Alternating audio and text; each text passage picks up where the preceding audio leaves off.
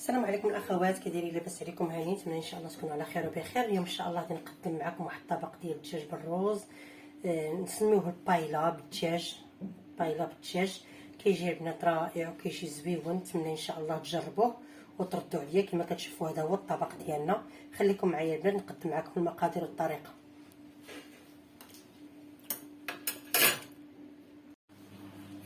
السلام عليكم البنات، كي دايرين؟ لاباس عليكم؟ هاني نتمنى ان شاء الله تكونوا على خير وبخير. اليوم ان شاء الله غادي نقدم لكم واحد الطبق ديال الدجاج بالروز. هو على شكل بايلا ولكن ماشي بايلا بالدجاج، نقولوا لها بايلا بالدجاج. كتجي زوينه البنات وكتجي رائعه. نتمنى ان شاء الله تعجبكم. كما كتشوفوا في المقادير عندنا هنايا الدجاج الكافي لعدد الاشخاص اللي عندكم في الدار. عندنا هنا الفلفله خضراء، اللي عنده حتى فلفله حمراء ولا صفراء يديرها. انا عندي غير خضراء اكتفيت بها. جوج حبات ديال البصله صغار، ولا كانت كبيره كان حبه وحده، وثلاثه الحبات ديال المطيشه. الا كانوا كبارين ديروا غير جوج ولا وحده كاع ماشي مشكل. وعندنا هنا 4 الفصوص ديال الثومه. عندنا هنا في التوابل الملحه، الخرقوم البلدي والبزار والبابريكا التحميره. هادو هما المكونات اللي عندي. خليكم معايا مع التقديم مع الطريقه ان شاء الله. هنا البنات كما كتشوفوا عندي هنايا الطنجره ديالي المقله. غادي ندير فيها شويه زيت العود كما كتشوفوا. غادي نشعل عليها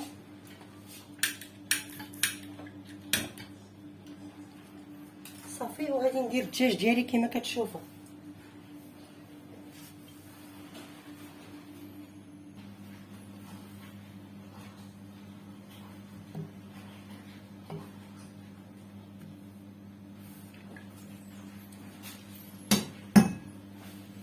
صافي غادي نخليوه هنا يتحمر شويه.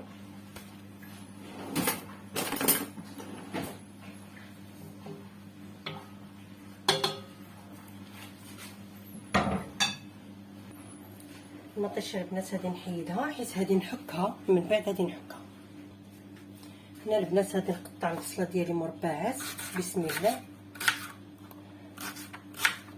هذا الطبق البنات كيجي زويون وكيجي لذيذ. صدقوني الا جربتوه غادي تبقاو ديما ديروه.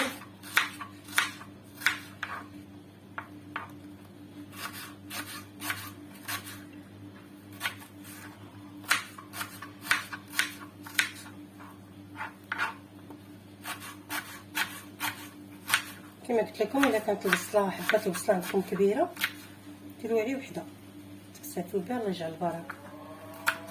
الله اكبر. كما كتشوفوا هنايا راه كنبقاو نحركو مزيان.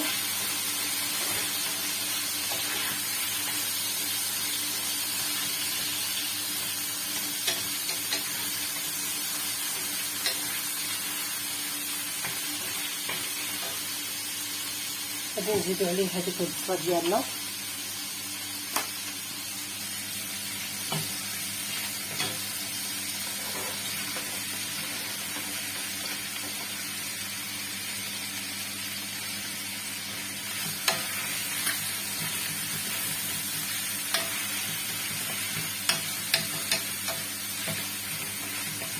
ضروري نبداو نحركو فيه ونقلبو في الدجاج ديالنا.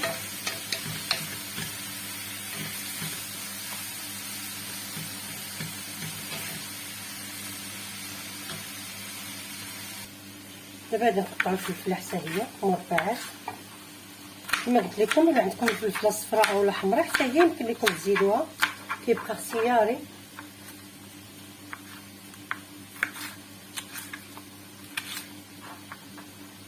حتى هي كتعطي واحد اللوغو زويون. غادي نزيد عليها هادشي كامل واحد المكون اللي هو مكون خطير. خليكم معايا حتى الاخر باش تشوفوه. هو كيعطي لهاد البايله هادي، كيعطيها واحد المذاق وواحد النكهه وواحد اللون معتبر. نتمنى ان شاء الله تبارطاجيوها مع الاصدقاء ومع الحباب، لانكم الا درتوها صدقوني راها 100% ما غاديش تندموا عليها.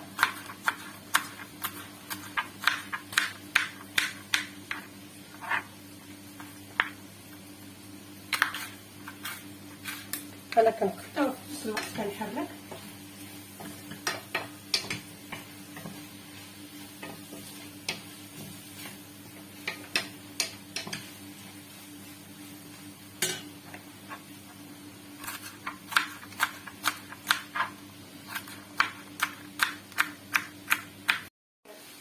طلعت له.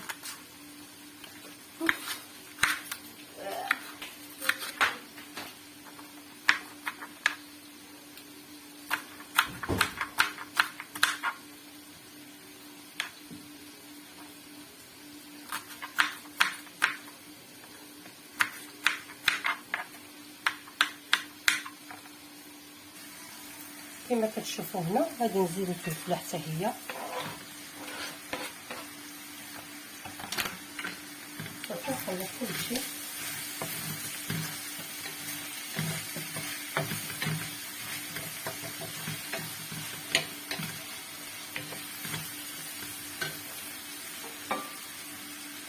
غادي ناخذ دوك الفصوص ديال الثومه حتى هما غادي غير نقطعهم عشوائيا بحال ما هكا.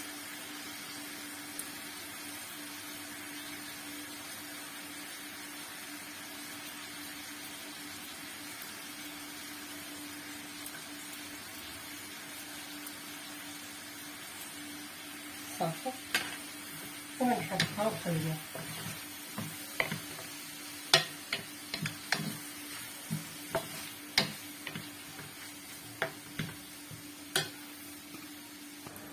وكما كتشوفوا دابا غادي نزيد ديك المطيشه اللي حكيت. كما كتشوفوا البنات راني قلبت الطنجره لان الاخرى لقيتها لصقات ليا كايني وانا نحيدها.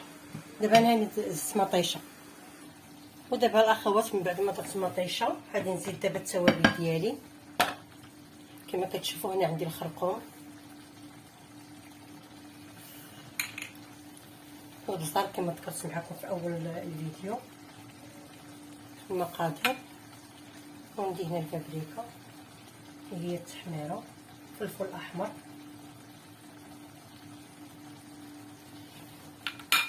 وعندي الملح على حسب الذوق، يعني تملح لنا الطبق ديالنا. صافي غادي نخلطوا هاد المقادير كامله اللي كما كتشوفوا باش العناصر كامله تاخد التتبيله ديالها.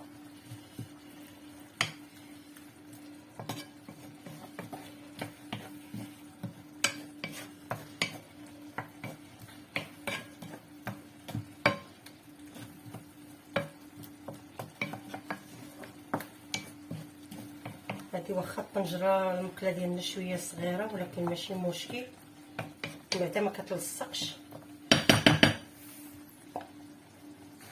مكون الخطير البنات اللي قلت لكم وهو الزعفران الشعره. البنات كيعطيها مذاق رائع.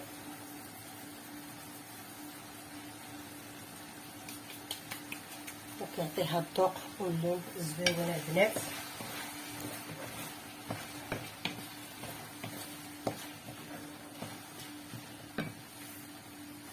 وهنا غادي نزيد واحد المعلقه ديال الطماطم مركزه كما كتشوفوها.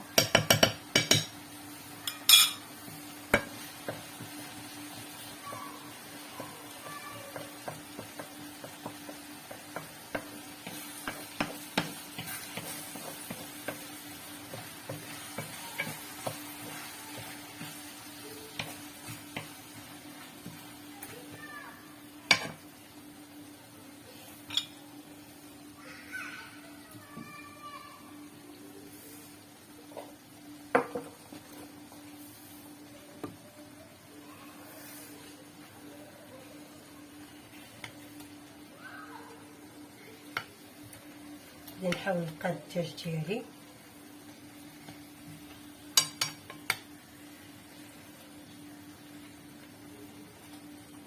كما كتعرفوا لان الطريقه الاخيره ما كتبغيش تحرق.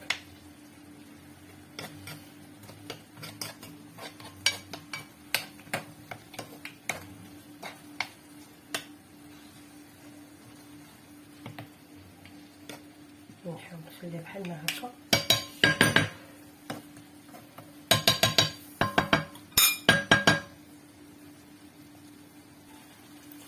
ودابا غادي نزيد الرز ديالي. كما كتشوفوا الرز يكون من نوعيه جيده، ما يكونش داك اللي كيطيب دغيا باش ما يعجنش ليكم.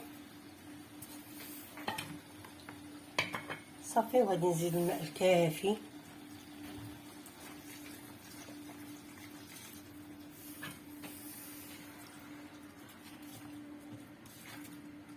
نحاولوا نغطيو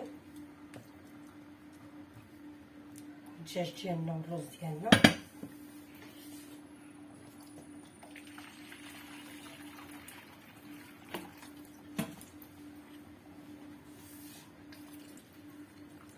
ونخليوه حتى يغلى ونرجعوا ليه. كما كتشوفوا هنا انا درت الجلبانه صافي، وغادي نخليه يطيب. هنا ما غادي نحركو ما والو حتى يطيب كما كتشوفوا البنات.